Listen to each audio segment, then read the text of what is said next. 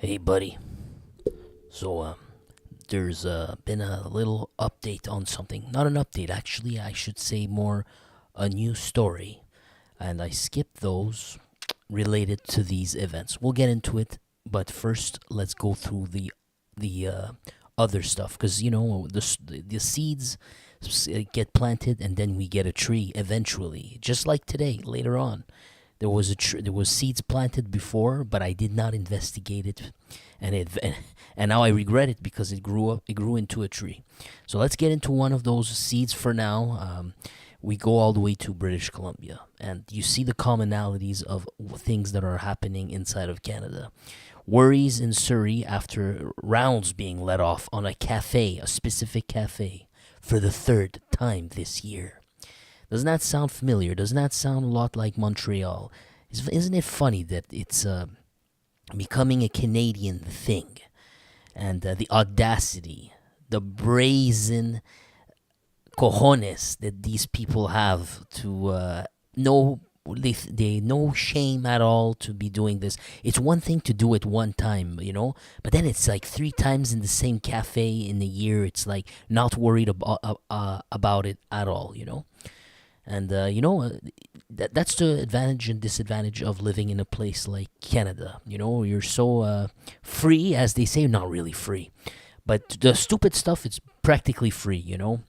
I guarantee you. I'm not saying we should do that, but I guarantee you, if you would have actual, real, hardcore consequences, they would not arrive to burning the cafe to number three. When you have real hardcore consequences, people will think twice, such as if we catch you, I don't know, crazy stuff. I guarantee you will end a lot of this. I don't know, maybe if we catch you doing this, the first time you get to the regular sentence, the second time maybe we revoke your citizenship card, and you know what? Even your kids get deported. Things like that. Things where people will say, "Whoa, whoa, whoa! I'm not messing with this." It'll actually work.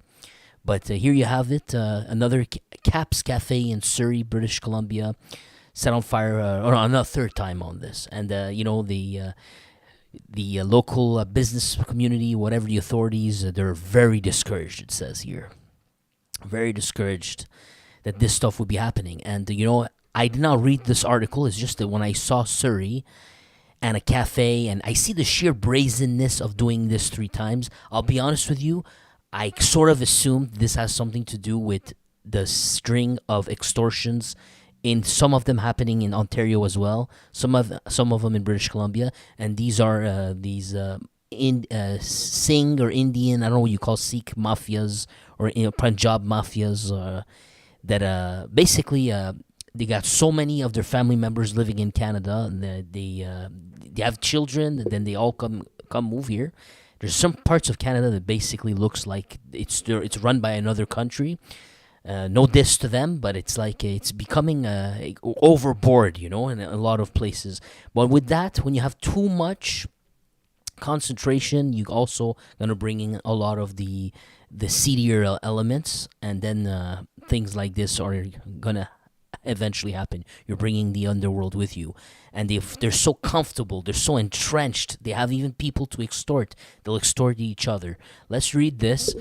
Let me guess. This is just if I'm wrong, shame on me. Let's read and let's see if it's gonna get us anywhere. So they're expressing their worries. Thursday morning, the Surrey police announced that Caps Cafe, belonging to an actor and a comedy guy from Bollywood, Kapil Sharma, was targeted by rounds for a third time. What a coincidence, huh? What a coincidence that I really jumped the gun. There's something wrong in Canada, when it's either it's an immigration issue, or it's a consequence and law issue where there is no real consequence. They're not worried about any of this. Canada's a joke.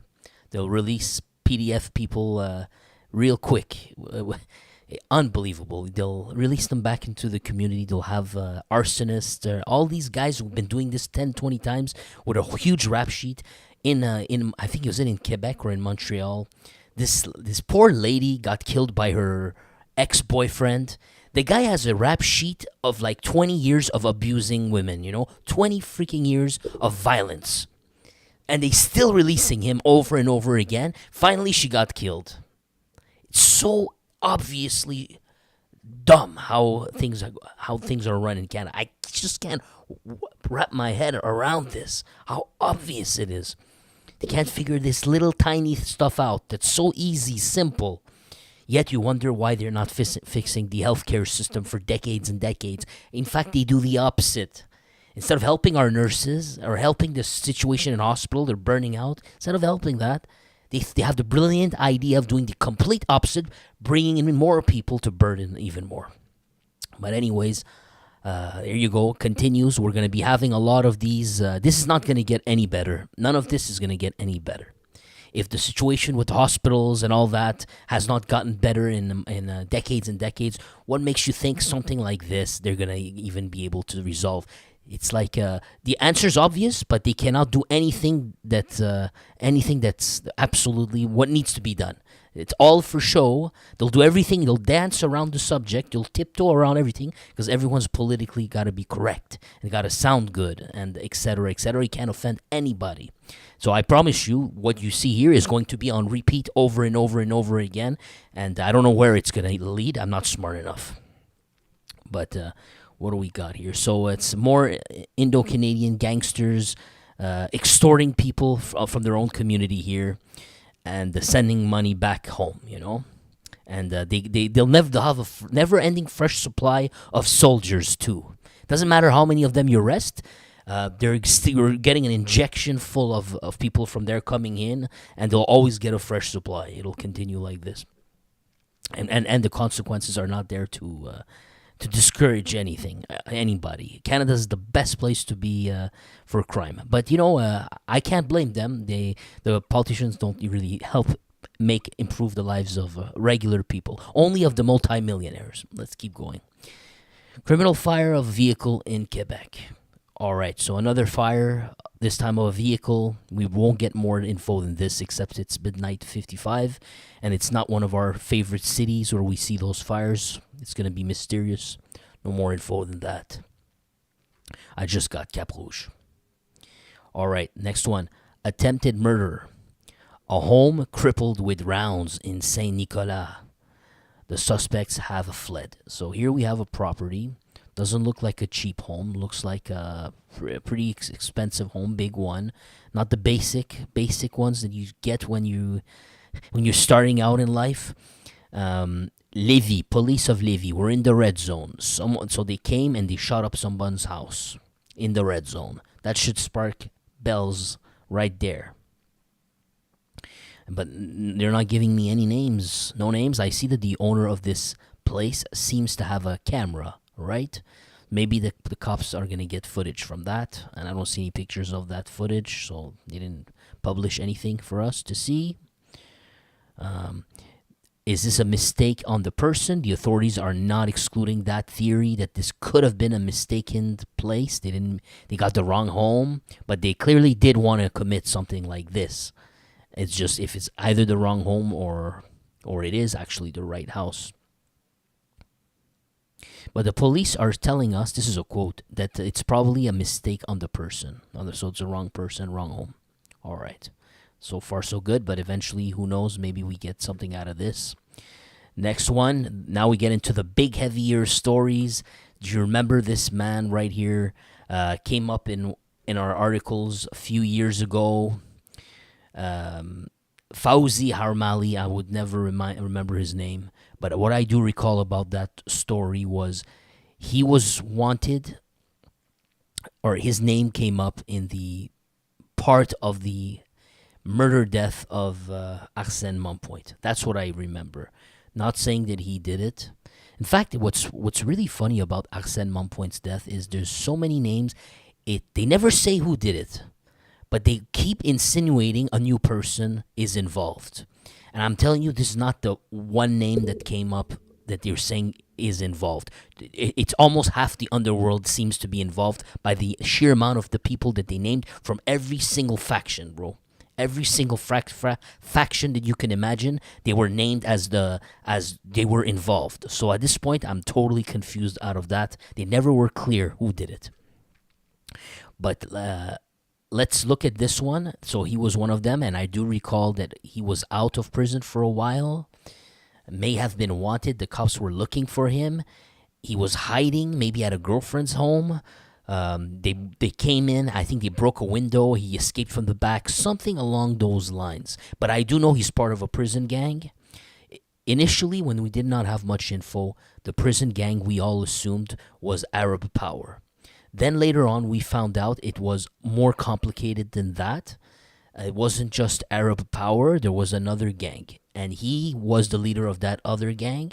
That other gang, the name I find is weird, man. Could he come up way better, cooler name? Arab Power is actually a really cool name, but this one's Arabs with Attitude. It just does not fit right. Sounds like NWA. Ninjas with Attitude. So I don't know about that, but it is what it is. It's Arabs with Attitude, right? So he's supposed to be the leader. Then what does that make of Arab Power then? My thing is, at what point will these two, if they have not already, I'm assuming this line of reasoning, if they have not already, but at what point do these two merge? At what point do they work together? At what point do they become one? At what point that they become stronger, basically? So I don't have much more info than that, and that's as much as I could remember. Not too bad, not too shabby. So here's the title of this article: 7 years for a hardened criminal on the run, who was on the run with more than $300,000 worth of jewelry and fire tools. Fauzi Harmali is suspected by the police of being tied to a wave of extortions. Now that's what I like to read. Wave of extortion, that gives us an answer. We had plenty of extortions in the city recently. Now that's a little bit, sends my bells up a little bit. Why? Because Mr. Harmali should be in prison right now. That means if they're saying waves of extortion, unless it was a few years ago, which I seriously doubt. I think you're talking about the extortions from 2024 or 2023 to 2024. And if they are, he was in prison. He was in prison.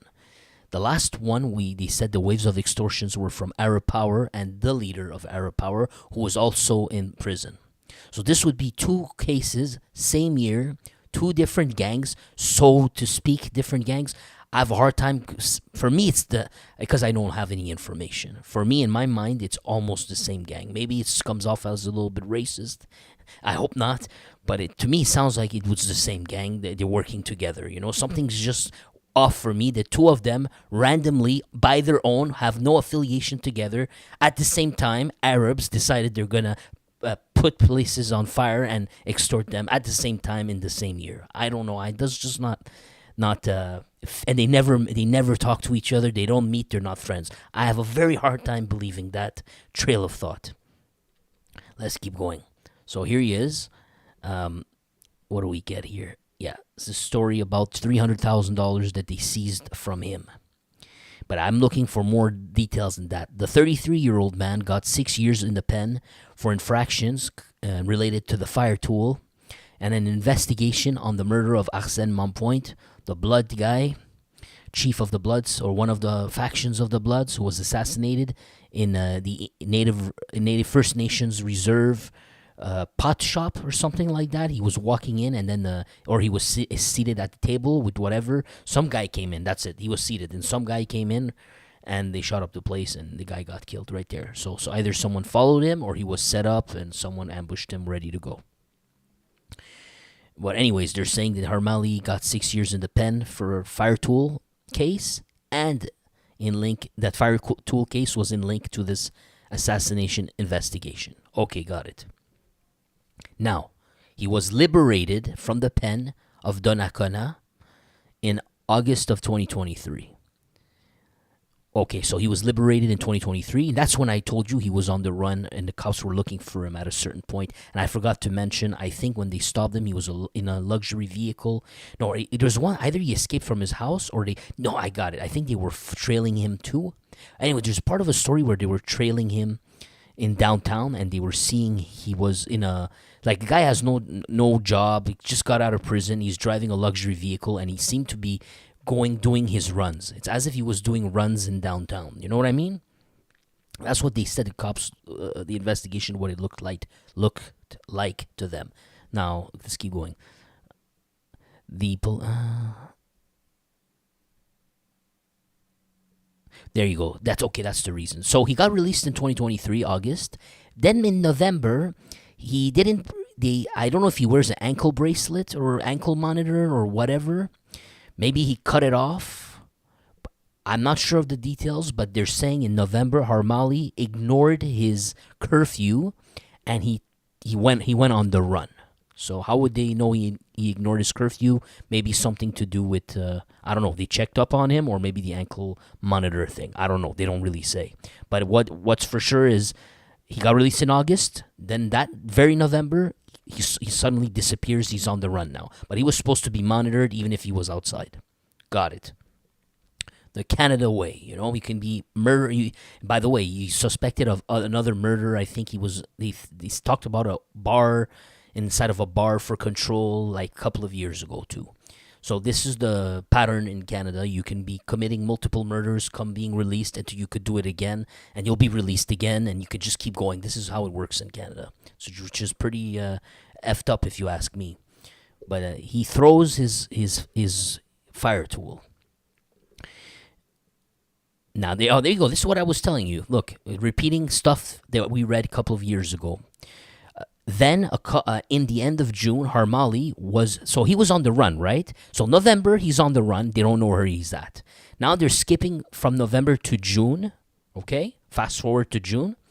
Harmali is seen driving a Mercedes, which is registered under the name of his partner, and to a residence on Rue Chopin in Delson in Montérégie, okay? The tactical intervention squad, accompanied by a bulletproof vehicle,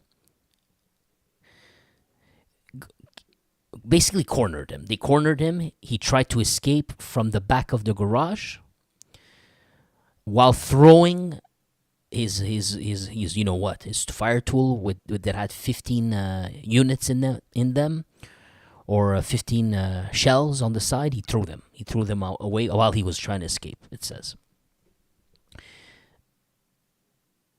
And then while he was running as well, he was carrying a purse. There you go. A bandoulière, a Louis Vuitton purse. What do you think the purse was for? I'm assuming that he got the 9 out of that purse, and that's when he roofed the 9. As I've been telling you many times before, these guys, they carry purse for that reason. Now, I don't know why you would want to carry it in a purse. By this point, everyone knows what the purse is for. But it looks like some of them, they like to show everyone else, yes, I'm carrying something. I want you to know about it. But I think that's a pretty stupid idea, honestly. Because when the cops are all over you like this, you shouldn't be wearing a Louis Vuitton, I don't know if what do you call this, purse? And in fact, I think as a guy, you shouldn't be wearing a purse at all, to be honest with you. But I'm from another era. Now they paint their nails, bro. Anyways, they seized 300,000 worth of jewelry and the other stuff. We got it, okay. And then they actually somehow they figured out. I don't know how this works, but anyways, they got a passport. They got a fake passport from him, a bulletproof vest, and 3 cell phones. Then they also found a document which led them to know that he had a safety deposit box with the TD Bank, Toronto Dominion Bank.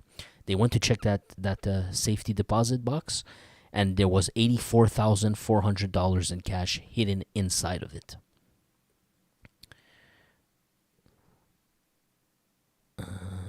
Yeah, we're gonna skip this. Influential criminal.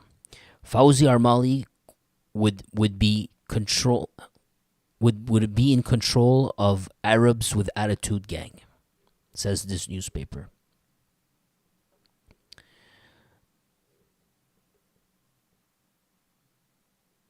C'est trop pointé. Yeah, his troops were linked to a wave of extortions that hit multiple bars and restaurants in the Montreal area. There you go. Even if he's still considered as an independent in the underworld, Fauzi Harmali would have taken advantage of his detention in prison in order to get closer to another gang, Arab Power. One of its directors, Sylvain Kabuchi, was violently assassinated inside of Donnacona establishment this summer. Everything leads to believe that Arab Power, one of Arab Power leaders, Sylvain, everything leads to believe that Sylvain was a victim of an internal purge. Now, I'd like to know, when they say everything leads to believe that, what is everything? Give us these succulent facts. Is that how you say it? Give them to us. What is everything that leads to believe that it was an internal purge? I'd like to know what these everythings are. But there you go, nice one, eh? Rounds being let off in the middle of the street in Montreal. 4 guys arrested. So yeah, looks like there was a gunfight in Villeray, Saint-Michel at 4:05 p.m. Well, I'm just gonna skip. I don't think we got more details than that. They don't name any gangs. They don't name any anything. So I'll leave it at that. Maybe we'll hear something more. All right, the main story now. Now to the main story. There's been a story. There's been news events last year, mainly last year. I don't recall this year. Probably there has been. I do ignore those. It's financial crimes. You know, we got so many stories here that I have to somehow filter some. Can't do absolutely all the crimes that happen, you know? In order to not waste your time. These videos are already long enough. But it's a double-edged sword. You see? It's a very big double-edged sword. I did cover it only once. Only once. And what I would tell you, what I think I told you, was these are not a small little cell in the corner doing this. There's just not some guy with his buddies. I didn't think that they were just doing this. I think there could be possibility of something bigger behind it. I had absolutely no proof. I had no firm thing to back this up on, except a personal anecdote from somebody that I knew a long time ago. But that was a long time ago. So based off of that, I was biased towards it. Anyways, well, this is going to get very interesting. Very interesting. Let's start with this one. It's 2 articles on the same story. Fraud, the grandparent fraud. Basically, what is that? It's when your elderly people who are... Where we live in a very dog eat dog world. I don't like it, and it's getting worse. It's getting so much worse. No compassion for others. We glorify people because they're strong and they have money and they're showing off more than everyone else, and we're glorifying these people.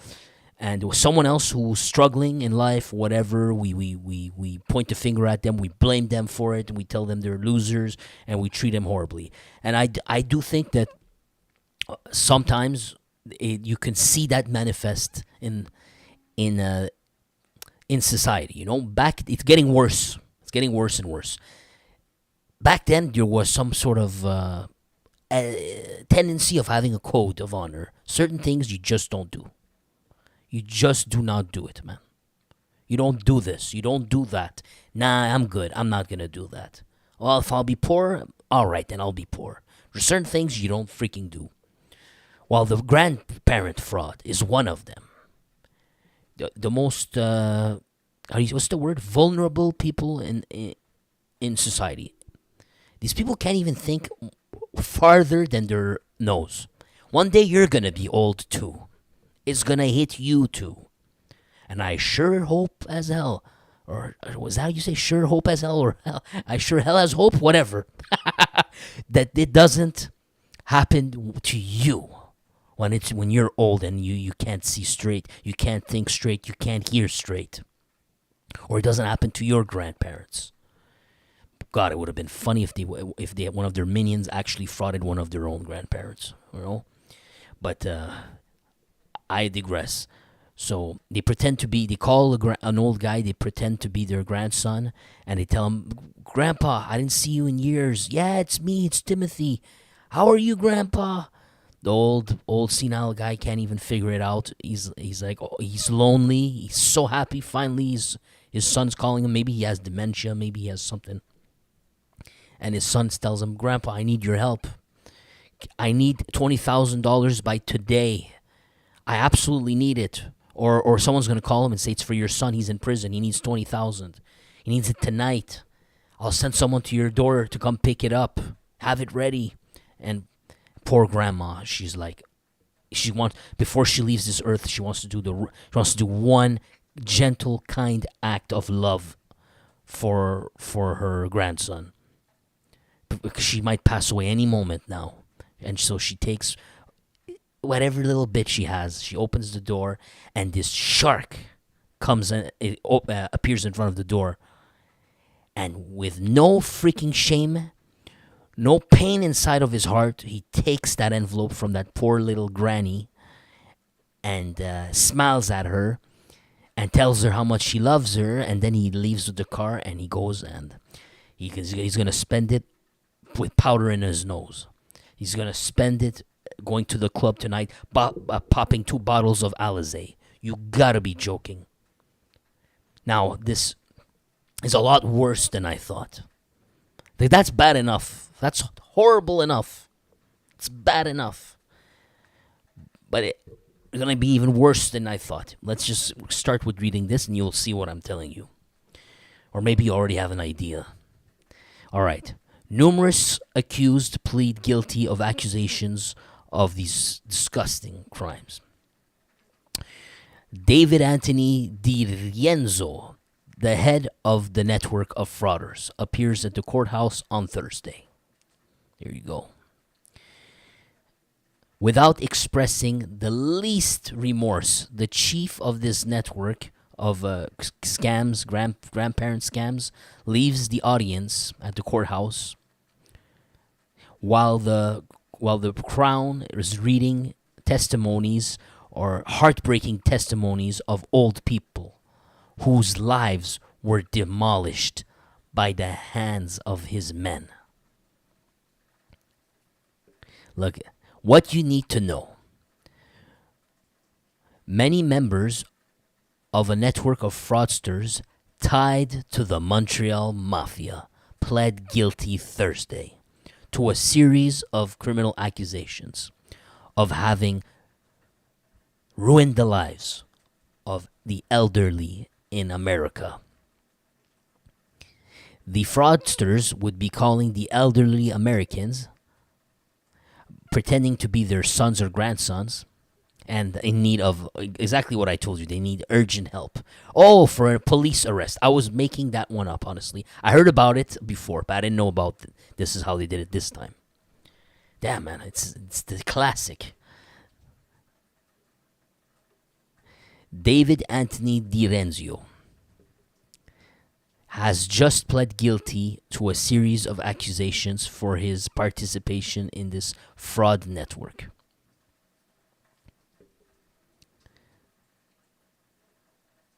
So they tried to, the media tried to come speak to him, put the microphone in front of his mouth, say, "Hey, do you have any comments?" And he just shook his head and he walked, and he didn't say anything. And here's the quote: "Bonjour, grand-maman. Good morning, grandma." The network of fraud tied to the Montreal Mafia was dismantled in 2023 by the SQ and the FBI in a project operation called Project Partenariat, so Project Partnership. It was a long investigation, and it showed that they always worked in the same way, these fraudsters. We have a Paul Letourneau, one of the members of this disgusting network. He admitted his guilt. Why is he hiding his face? Don't tell me you're afraid of the virus now, man. Don't use that excuse. Show us your face, buddy. Should be proud. What evil you did came to the light. Originating from the region of Montreal, the suspects would telephone grandparents all across the U.S. saying, "Good morning, Grandpa. Good morning, Grandma," while trying to deceive them. They would then pretend that the grandson of the victims were arrested somewhere in the United States and that they needed $9,000 to be liberated with parole. The sum had to be in cash. And they were told to keep silent because of the procedures. Oh my God. The victims would then send sums by messaging service. I don't know how that works.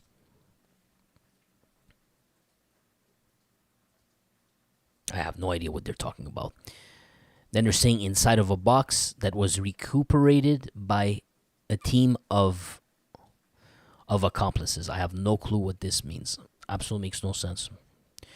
They're talking about a messaging service, and then they're talking about a parcel that needed to be picked up. Not sure. And then the suspects would then try to get additional sums again and again. So they would try to milk it further and further. They would get a first part of the money, and then they would try to play it up, do it a second, a third, and fourth time. Let's see what some of these poor people had to say. These poor elderly people. The loss of funds that I have not had the capacity to get back caused me a lot of anxiety. My family was worried about my health related to this stress. I am a pianist who lost his capacity to concentrate, said an 80-year-old victim of the network, though a woman.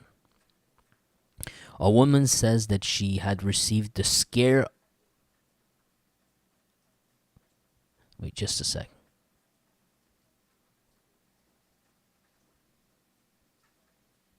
Yeah, she's worried, and then she's scared for life that she opened the door to them. They know where she lives. They came there. How could you blame her, man? My wife suffers from dementia. And the costs of that, in terms of hospital care, were very expensive in the U.S. Now she did another accident. A cerebral vascular type of accident or a health issue, not sure what it is. And that money was really needed. Poor person. In the States, all of this costs money. You need to, you're broke, you're effed, man.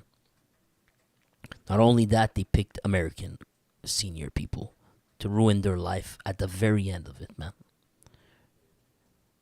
And absolutely, I'll say what I have to say later. Let's just keep going here.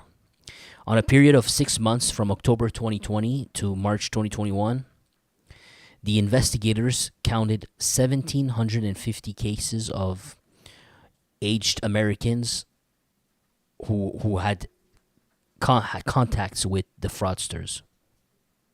Many victims were not able to be found or did not want to make any complaints. Certain of them did not even dare to answer the telephone or to open the door because they were afraid of getting trapped again. They're too old. They're scared now. They're traumatized. They're even afraid of opening the door now because they don't know what's true, what's not true.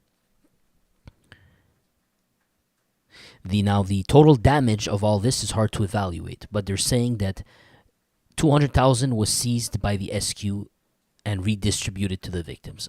I bet that's almost nothing.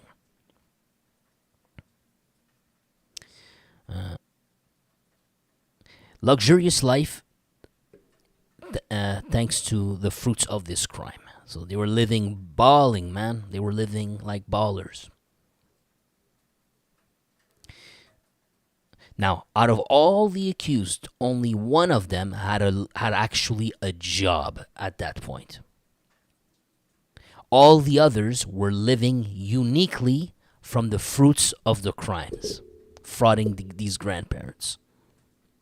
Many of them were rolling in luxury vehicles and were eating and dining in fine restaurants. Absolutely no shame. Disgusting people, man. And here are some of these disgusting creatures with their names. You have a David Anthony DiRenzo, the accused Tenaj Johnson, Mason Pereira Walker, Stephen Petruziello, Paul Letourneau, Carson Vaudry have pled guilty on Thursday. And I bet there's far more than that. They just got away with it.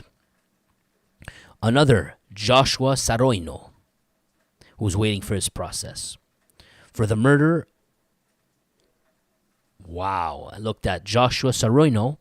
He's waiting for a court date because he's actually being charged for murdering someone else who was part of this network. Well, they're also into murders and things like that. This is a Tenaj Johnson who was named. We have a Stephen Petruziello right here. The only one having received this sentence is Stephen Petruziello. He is also the only one who was occupying a legal job, and his role in the network was rather limited. He gets 2 years of detention to purge at its inside of his home.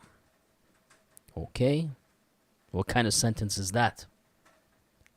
Exactly what sentence is that? Wow, man. We all need to get together and commit some. Maybe we can get away with it, guys, you know.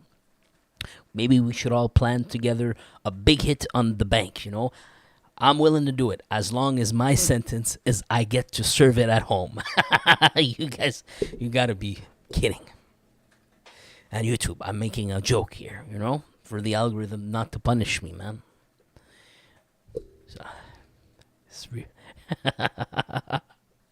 So where are we here?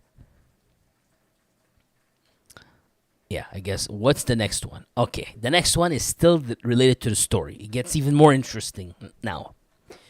You know, now first off, you already heard somehow there's claiming the mafia is tied into all this.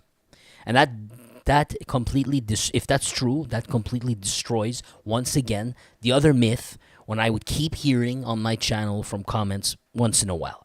But it's a regular theme here. People who worship the bikers, they would say, look, see how the street gangs are doing things? The bikers, they would never do that. They knew how to operate cleanly.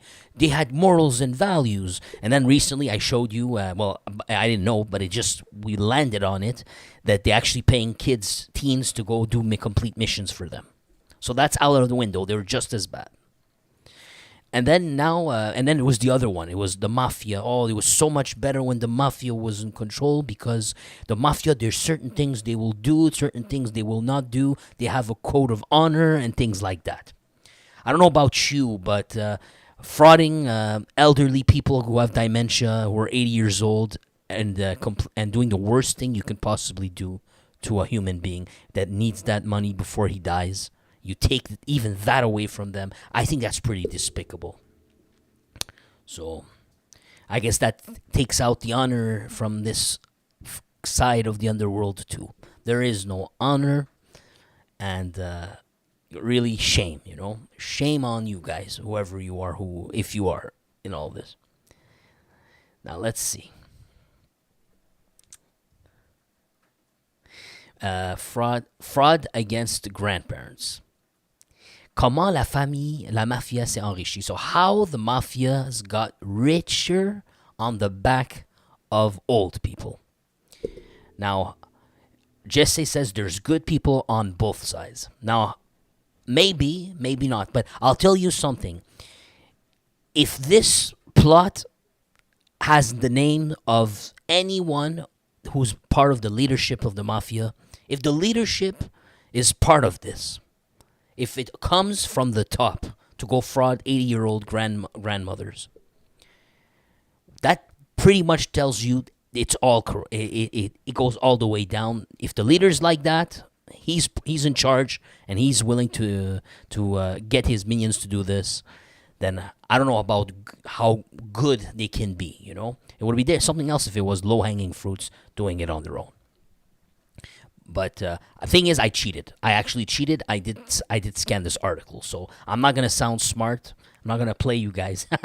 I'm not gonna play you guys. The truth is, there's a name that pops up on here. And it's rather very disappointing of me to read this, honestly, because I wanted to believe the fairy tales. I actually wanted to believe the fairy tales, and I thought it served a good purpose. The purpose was that it could maybe convince the degenerate ones to see a role model and want to emulate that as how can you say what's the word here, sustainable model, that if you want to how can you say, if you gain goodwill and you can actually persist in crime somehow, and there's a way of doing it, and it could actually somehow benefit society indirectly, by not letting it reach this point where you have 80-year-old people getting this done to them. That was my hope in all this, but now today looks like they shattered this. There's not going to be any hope at all. You guys could not have set the example. You messed up. And I speak Somel. He, at the very beginning, the gang boss of Blood Family Mafia, he was in the right. His team was in the right of saying no to bullying, to saying, like, why should someone die if they don't want to work for you, and things like that.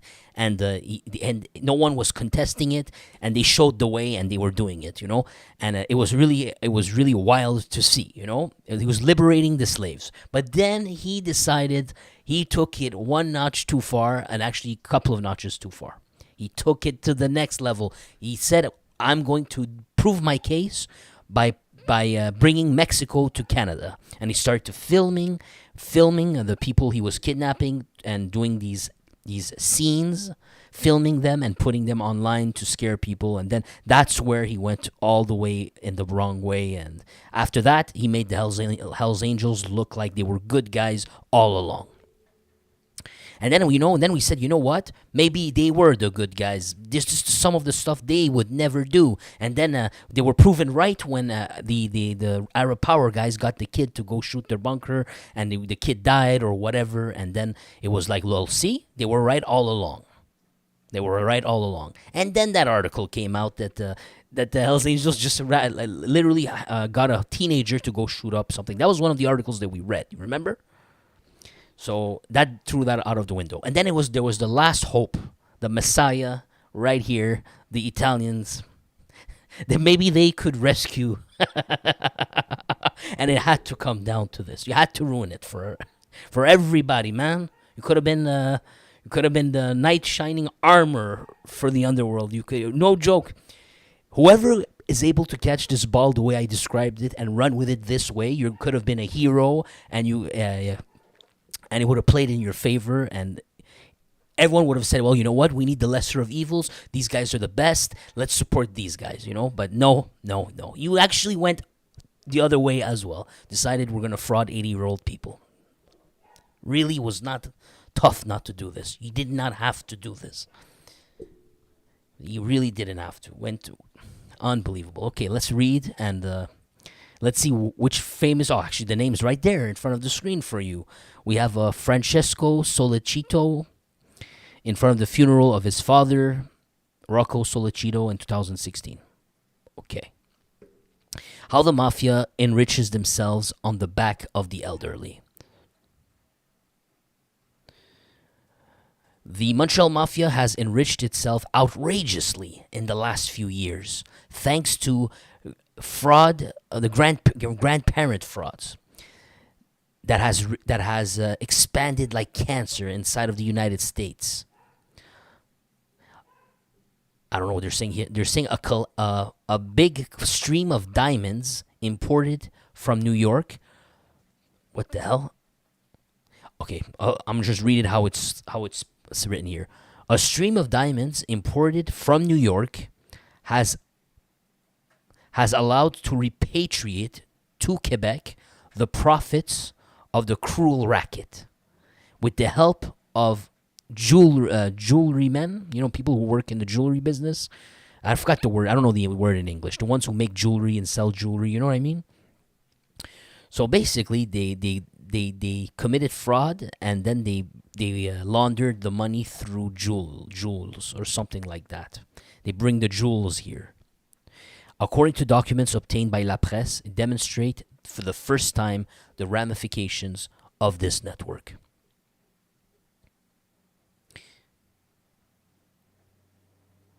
Look, and here's a quote. I don't know, it looks like a secret code here. Here's what it says. Please, friend, please, I'm not sure how they're really saying this. Please, to the friend, this week I will need some meat for the Thursday barbecue. End of quote. This text message appeared in the morning of September 7th, 2020, on the telephone of Montrealer David Anthony Di Rienzo. He looked at his device and he recognized the one who sent that text message. None other than Francesco Solicito, brother of the co-boss of the Sicilian clans, of the Sicilian Mafia clan of Montreal. There you go. The decoded language is clear. The organization of Di Rienzo was driving on gold, or he was swimming in gold thanks to fraud targeting old people, seniors. Every week, he had to give food, quote, as of quoting, he had to give food to the mafia. That is to say, to deposit a part of his profits. By his text message, Solicito was announcing that the payment or the regular tribute was dated to Thursday. I guess I'm not sure devancer means, I think it means when you push the date forward. Maybe you're late and they give you an extra day or two to pay. So they pushed the date forward to Thursday is what I believe it says here. Di Rienzo executed it. So his chauffeur went to an Italian restaurant in Anse Cartierville to give the money to Francesco Solicito. Here's another interesting clue for us. Very interesting clue. I always wanted to tell you this, but it was just an idea I had. So it was just left field. There was nothing. How can I say? It was left field, but it was part of an observation that I had, but it just was too vague and too general to say anything. But I long suspected that along Cartierville, Anse Cartierville, there are some middle of nowhere restaurants on what do you call them? On Gouin Street, perhaps. There's a few streets. It's just no one really rolls there. No one's gonna go eat there. How are you gonna pay your rent in that location? There's not really any traffic. No one's dying to go eat there. You know what I mean? Like even a good restaurant in a busy street doesn't mean people are gonna go there. Now, if you take a not busy street in the middle of nowhere, how's that restaurant making money? There's a lot of these places you will notice along that neighborhood. I've always felt. Every time I see them, I always chuckle a little bit. But here you go. It's very interesting, But out of all the restaurants they can meet, they go to these ones. By coincidence, Mr. Francesco Solicito met Di Rienzo's chauffeur in order to receive the money, the food. Remember? The meeting was brief. Solicito got up from his table and he got up from the table after eating at that Italian restaurant in the middle of nowhere, and he went into he went directly to a cafe in Saint Michel. Now that's another classic. That's another classic right there. Remember, Saint Michel is just it's just basically near like a Little Italy. It's that area, and there's lots of little small cafes like that. They loved this was like their hanging spot around there back then. For decades. So it's just another day for them. He went to a small little cafe in Saint Michel. And he says, and I don't know, but this article tells you that cafe, I guess, is well known to serve as a stupefire cache or a money cache location.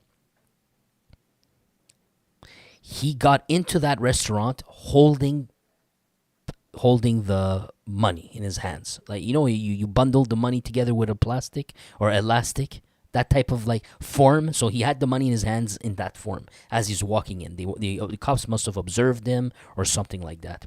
They said that he went in with it in his hands and he left that location, that cafe, and his hands were empty. So where were we here? Where we got? Oh, so yeah, the cops were hidden nearby on that day. They were following him, and they captured the entire sequence. Okay, that's how they know this. Perfect. I should have assumed that.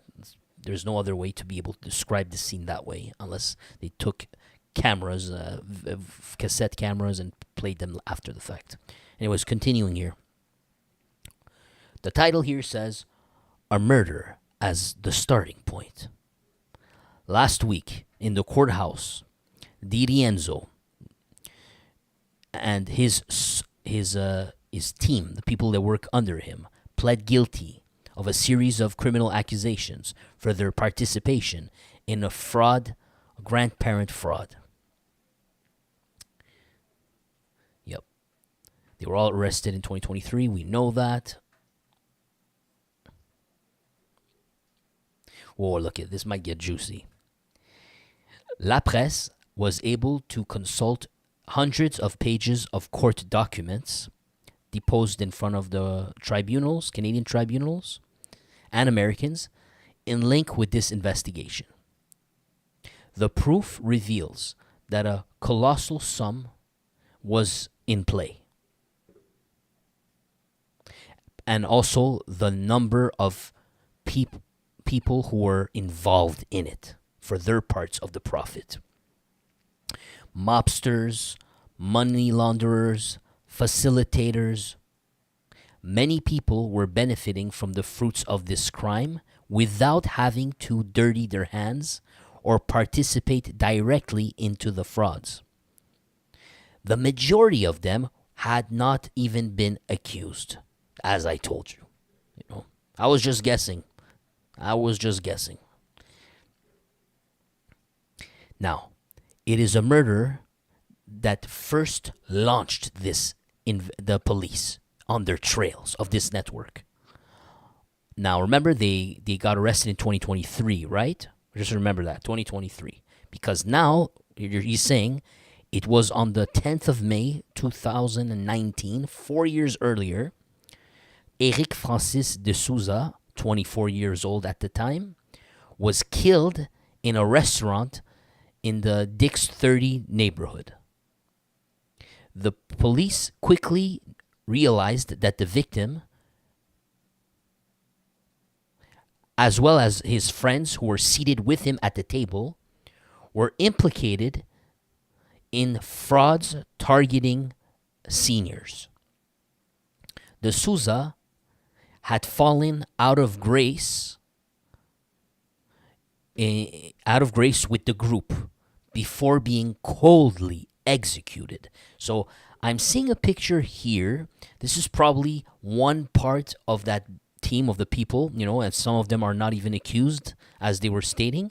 But then you see all these numbers. I see the numbers go up to 12. I guess they're counting the people.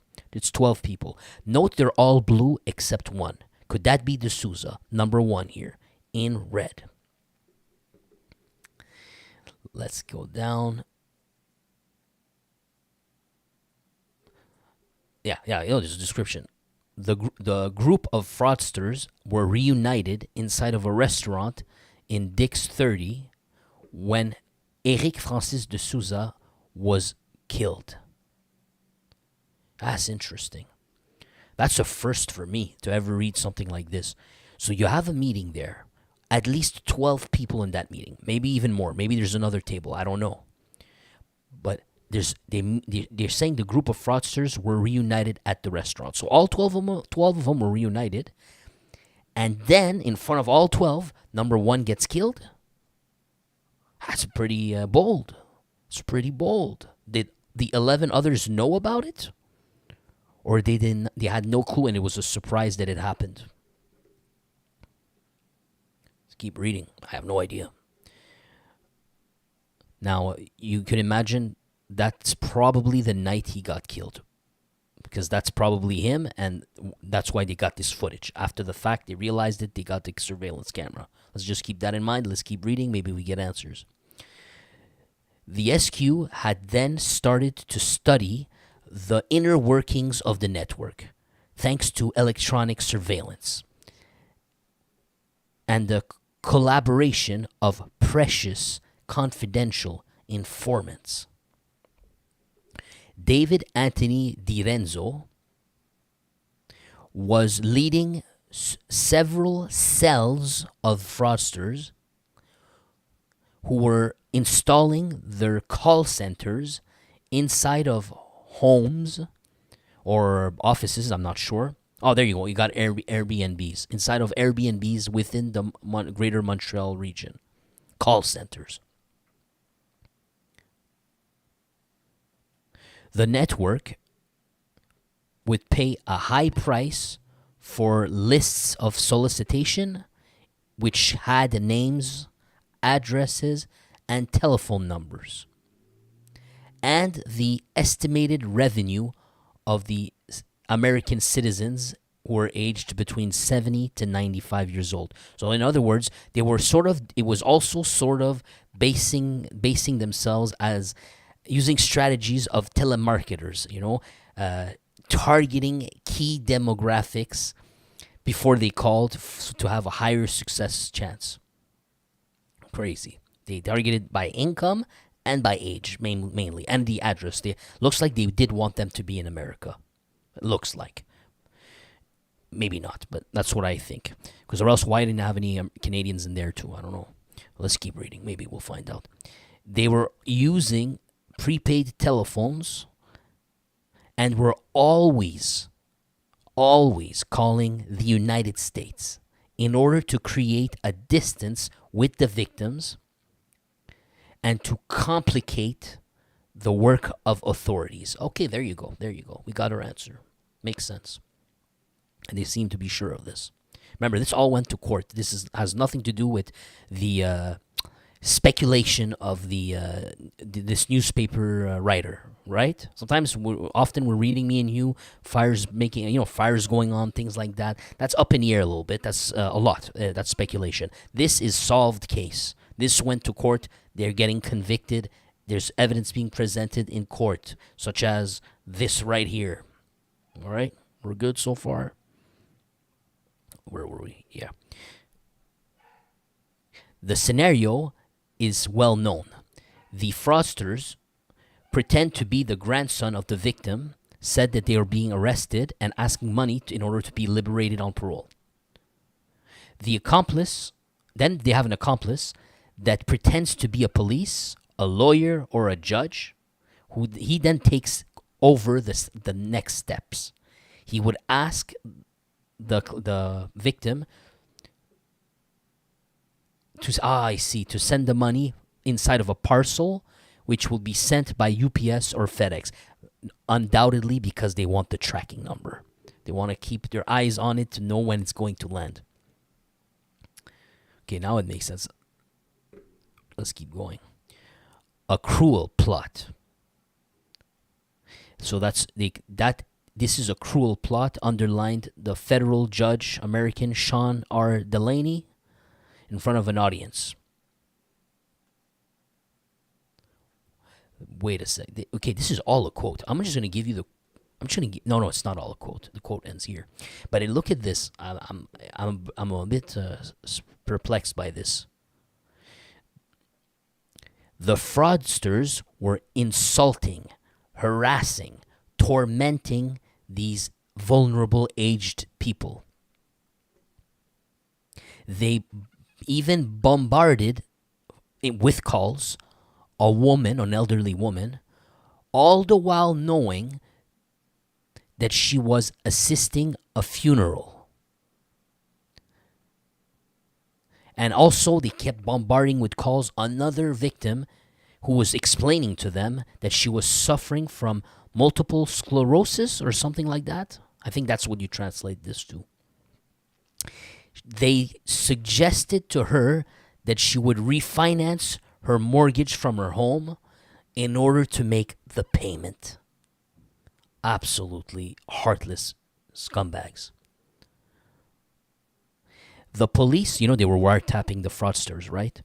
The police heard the fraudsters making fun of the misery of the victims when they were hanging up on them. Ooh, they caught you guys red-handed. So is that what it means to be part of the Italian mafia these days? Is that it? What happened to the Godfather movies, man?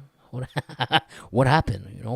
We're all honorable men of honor, and all that. Is that what it comes down to? You spit on all those generations before. I would have said this was low-hanging fruits, people, but then we hear about the man right here going inside of a cafe and demanding the payments from this type of activity. Is that how you honor the previous generations? Is that it? Is that what it degenerated to? That make you happy, proud? Let's keep going here. Where were we? Sorry about that. Get lost. Jesus Christ, this article is never ending. Yeah, man. Yeah. All right, where are we?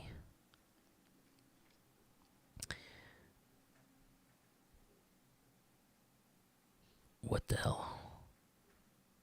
Okay, let's keep going, yeah. Multiple times, the Quebec investigators asked the FBI to intervene in order to prevent a victim to unknowingly give money to the fraudsters.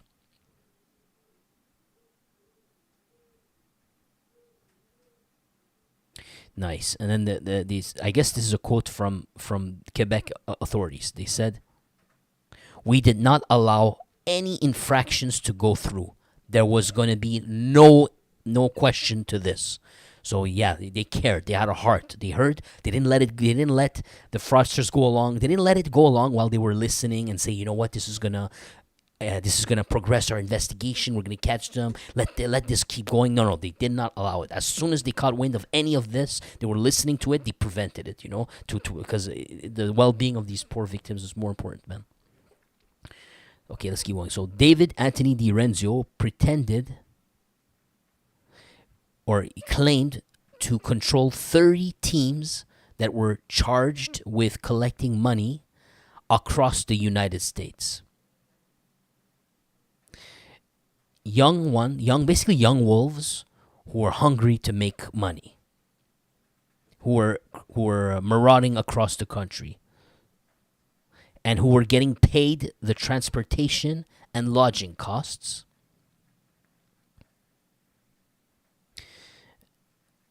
And whatever. So he claimed so through the network of the mafia they could get people like that. No surprise there.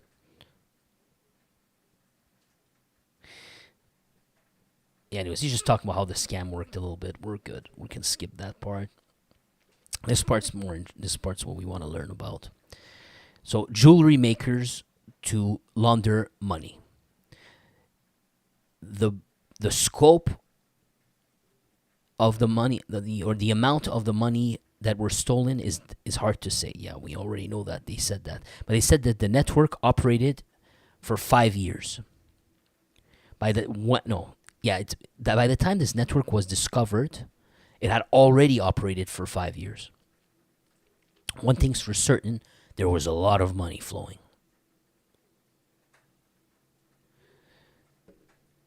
An analysis of the telephone of Paul Letourneau, one of the guys arrested, remember? That in found out that within only 4 days, he had made 487 phone calls and had stolen a total of $50,000. Inside of the United States, a collector of money who became an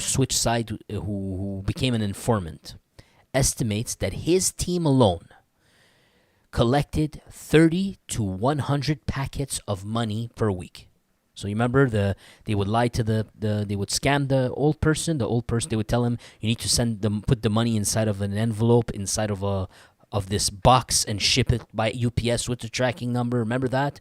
So these boxes, one collector is saying that his team, so I don't know how many they were in his own team, but they were in charge of collecting 30 to 100 boxes per week. Now, during a very lucrative week, he does recall that his team had collected $600,000.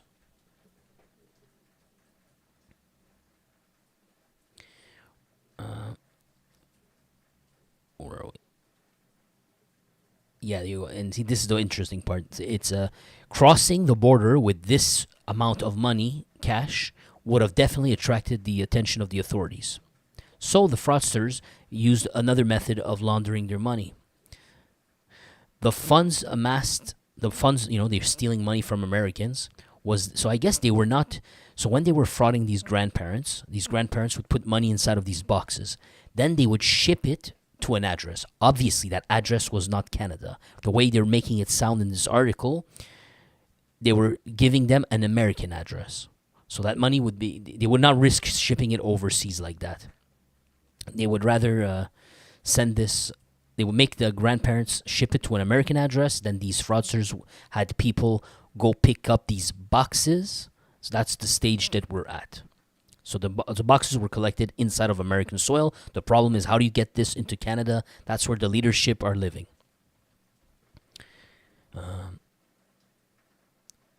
Look who they were using. So they brought him to a jeweler on 47th Street in Manhattan. So here we are in New York, in the Diamond District. Now, at this point, it becomes interesting to find out if this whole scam or operation involved the help in some fashion or another, or the approval of some faction of the mafia in New York. That's my question here. Or is this completely saying we don't need to talk to anybody, we can just do all this on our own, we can send it to this jeweler in the Diamond District, and none of these New York factions can say nothing. Capiche? I wonder if that's how it plays out or not really. There's just far too much risk and respect that needs to be demonstrated, and no, they had to be involved in this. I wonder. But anyways, they found a jeweler in Manhattan. Okay. Then a Montreal jeweler who was an accomplice of this network would then go to New York, to the Diamond District, the other jeweler, in order to take possession of the lot of diamonds, which would be normal since he's a jeweler. There would be no suspicions about that if he comes back to Canada with this, right? That makes sense. This accomplice, Abit Gang Turk, vice president of Bijoux Marsan. So this one won't be New York. This is the guy. So remember, there's two jewelers in this scheme. There's the jeweler from Montreal, And then there's the jeweler inside of the Diamond District in Manhattan. And Bijou Marsan, obviously the name's in French. I'm assuming it's the Montreal one. And I guess they're talking about him. Vice President of Bijou Marsan, Abit Genk Turk. And he would be holding these jewels that he got from New York, inside of his jewelry shop in St. Catherine Street. And he would then put the sum of money equivalent, so whatever these jewels were valued at, he would then pay the cold hard cash to David Di Renzio, or maybe even at a discount because he needs to make money, right? What's the point of doing all of this? So he'd probably buy these jewelries at a discount, in my opinion, from David Di Renzio, and he would give him the cash. Or maybe not. Or not just, they're talking about he had a commission. So maybe not. Maybe it was a $1 for $1, and he just got a cut out of doing his work in all of this. Makes more sense.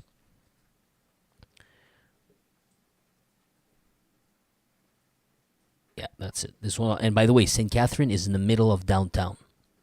One of the most busiest streets in downtown Montreal. It's where if you come as a tourist, you'll definitely be walking there. And intercepted by Americans authorities during one of his trips, Jang Turk, the owner of the jewelry store in Montreal downtown, when he was intercepted by Americans during one of his trips, Jang Turk admitted everything. He estimated having exchanged for $2 million American dollars in jewelries for David Di Renzio.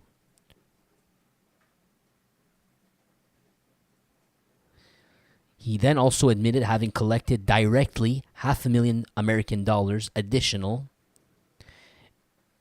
from other team members that were charged with picking up those boxes. Remember those boxes? A sum that he also converted into diamonds. So that's it. So to sum it up, the grandparents would send money through a box, and they would use UPS. They send it to an American address. Then they had all these collectors of boxes gather these boxes, and then they would go to the American jewelry shop, the one in Manhattan, with all this money. It would be converted to a diamond. So they would buy it from that American one. Then with these diamonds, the Canadian jewelry guy from Montreal, or the jewelry shop owner, he would drive to New York. When he's in New York, he would pick up these jewelries. Then he would go across the border, come to Montreal. And then the last final step, what I read here was Mr. David Di Renzio would come and pay him. Was that it? No, I forgot what was the order. I'm sorry about that. I think they said he paid him. He brought he would collect the money. I think Di Renzio was the one collecting the money, right? I'm just going to reread this so we got it clear. Yeah, that's it. He would give a sum equivalent to David Di Renzio. That's it. David Di Renzio, that makes sense. David Di Renzio, the last step would be to go there and collect cash. It's a little bit confusing. When you're hosting the show, translating it, you get lost. All right, let's keep going. Where were we? Yeah, this is where we were. The jewelry shop owner, the one from Montreal who goes to New York and he brings the jewelry back, he swore to authorities that he had absolutely no idea that the money was coming from fraud. He believed rather being in the service of narco traffickers. He has not been accused of anything by the law, so he's not being charged for anything. Oh, this is him. Yeah, that's him.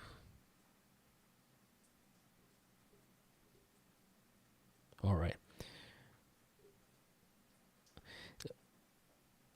Let's see what they said. For years, the Montreal fraudsters have lived in luxury thanks to this crime. During the pandemic, Di Rienzo,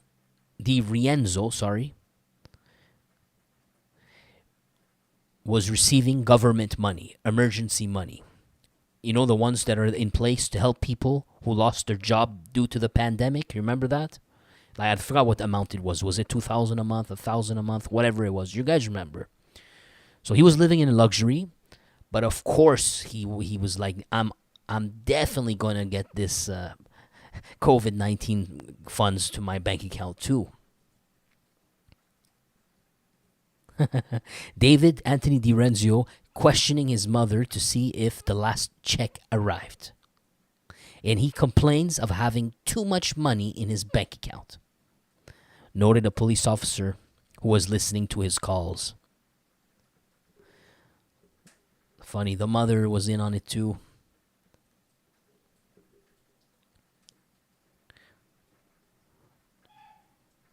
Now, the organization would still have to pay an important part of his revenue to the protectors of the mafia.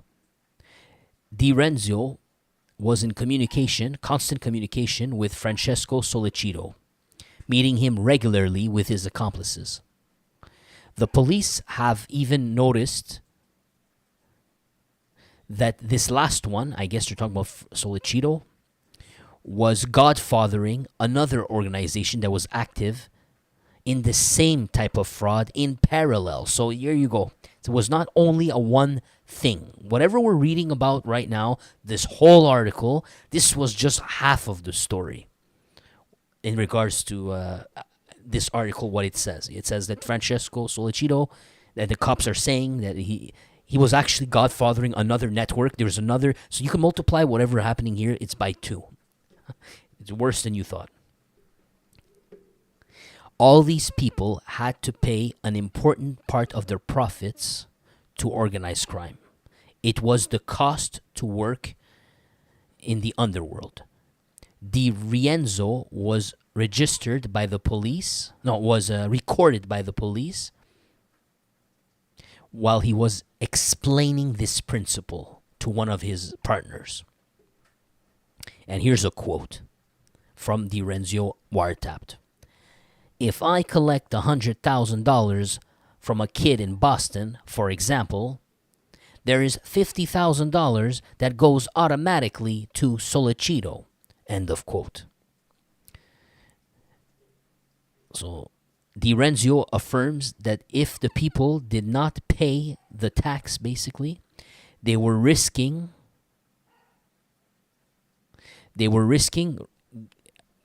feeling the thunders of, quote, the pasta guy, referring to the mafia. Francesco Solicito was not arrested in part of this operation with the FBI and the Canadian government. But the police officers have pinched about dozens of suspects in the region of Montreal since 2023. One of them has to complete his sentence at home, and whatever. They're gonna just get more. Whatever. They're gonna charge more people with time. Whatever. Who cares? Because they're not going into any details. In the United States, the collectors of the money, the actual people going to gather those boxes, the low-hanging fruit, they actually got hard, hefty sentences, it says here. Now, you note the difference. They're low-hanging fruits, but they're in the United States of America. So in the United States, it doesn't pay to be a criminal or to fraud grandparents. But if you're from Canada, though, oh boy, if you're from Canada, that's something else. You can do your sentence at home if you like, Your Majesty. No wonder man, maybe the American mafia should start, putting money at work inside of Canada to subcontract doing crime in their country, but having them do it from overseas instead. So at the end of the day, whoever has the bright idea, maybe should just move to Canada and order stuff from here. Because then after, the people doing it in America are going to get charged, and the ones who are here, well, they're just going to do the sentence at home. With the red carpet and everything. Here you go. So where are we?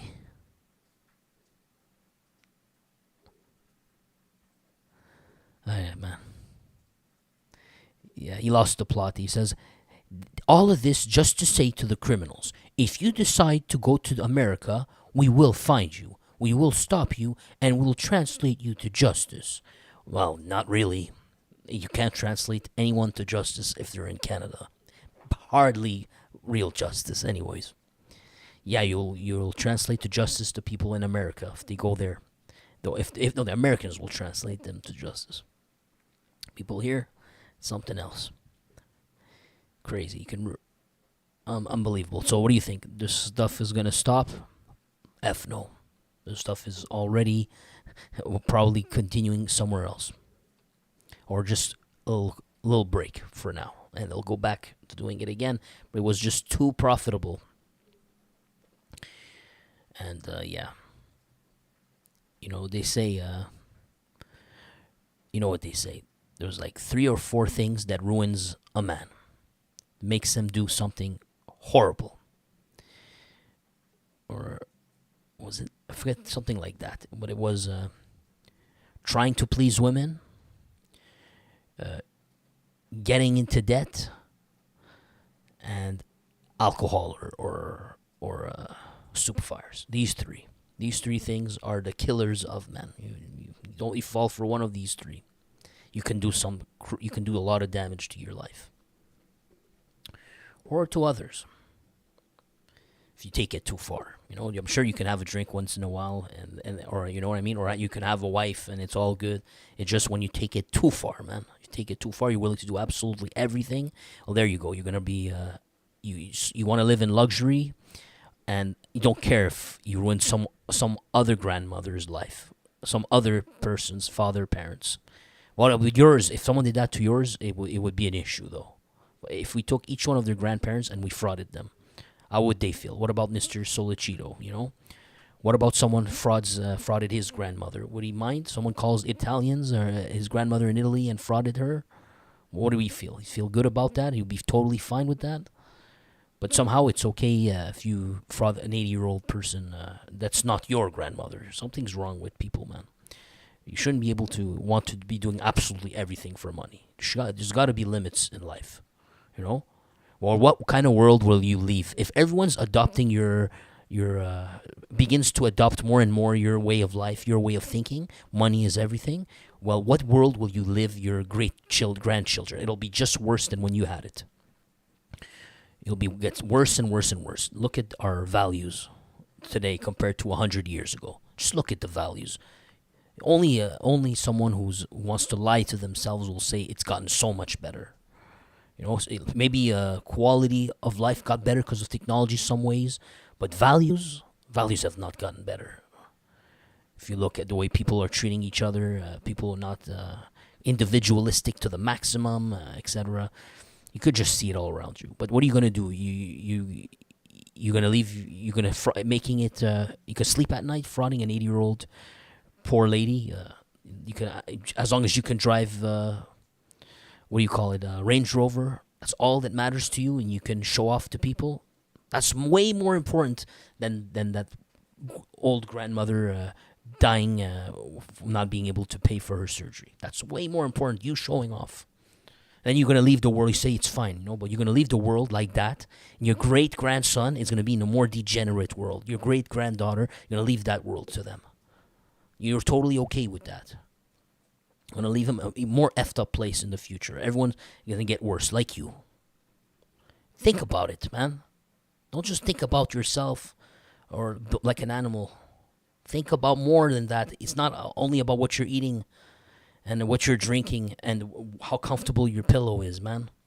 Think about the big picture. But anyways, man, I'll leave it at that. So there you go. The myth has been completely shattered, completely shattered. I don't want to burst your bubble here, but it's a fact. When they said, oh, oh no, it's much better if the Italian mafia runs the underworld. It's so much better if the mafia bikers run the world. Whatever. Street gangs shouldn't. It should be these people. Well, look. You're going to tell me there were limits? What limits? It's a sad day to read this. When you thought there was a little bit of hope, there was some morals or something like that. You say the old organizations had morals. Where here you go, bro? Where's this morals? I can't see it. It's over, man. Frauding. What's next? What's next? We're gonna fraud babies. I don't know if the government starts to give a check, or the government already does it. I don't know, $1,000 per family for babies. What's next? They're gonna start stealing from babies. As long as you live well and you can show off your Ferrari to your girlfriend, and all the girls want you, that's all that matters. We're gonna fraud little babies next. What's next? Well, a 8-year-old grandparent, helpless, whatever. That's almost like a baby. As helpless as a baby almost. You stealing from that. Really. Anyways, man, pure disgust. Have a great day, guys. Have a great night, and yeah, don't let don't let them fool you. That one is better than the other. The other one's more honorable than the next. This is 2025, man. Maybe once upon a time, yes. I would agree with you, but not anymore. Not never again. Don't fall for it. Have a great day, guys. Thank you.